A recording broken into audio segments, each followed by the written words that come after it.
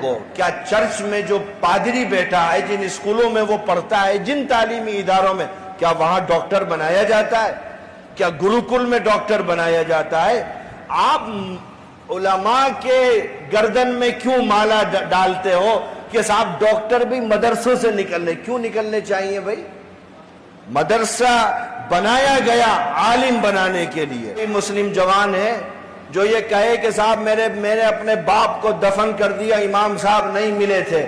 آپ ہم سے پوچھتے ہو، ہم 1% ہیں اور ملک کی 100% مذہبی قیادت کے کام کو انجام دے رہے ہیں، آپ ہمارے اوپر کیوں مالا پہناتے ہو کہ ہم ڈاکٹر اور انجینئر بنائیں؟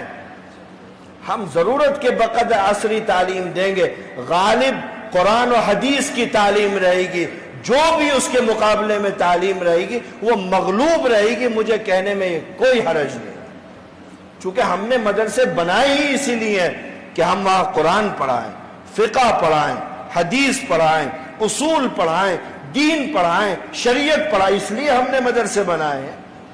اس کے لیے ہزاروں اسکول کالج ہے، آپ جا کر کے پڑھائیے، کسی نے منع نہیں کیا ہے عصری تعلیم سے۔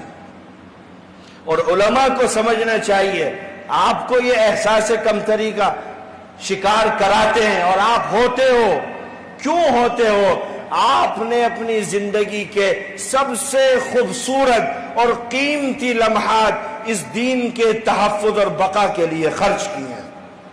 ایک آدمی کی زندگی میں 12 سال سے لے کر کے 24 سال تک کا جو یہ مرحلہ ہوتا ہے، یہ سب سے قیمتی مرحلہ ہوتا ہے۔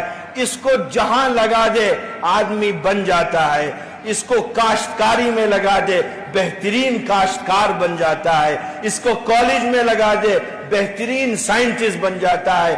آپ نے وہ اپنی عمر مدرسوں میں لگائی اس لیے کہ آپ آنے والی نسلوں کے دین و ایمان کے تحفظ اور بقا کا کام کر سکیں۔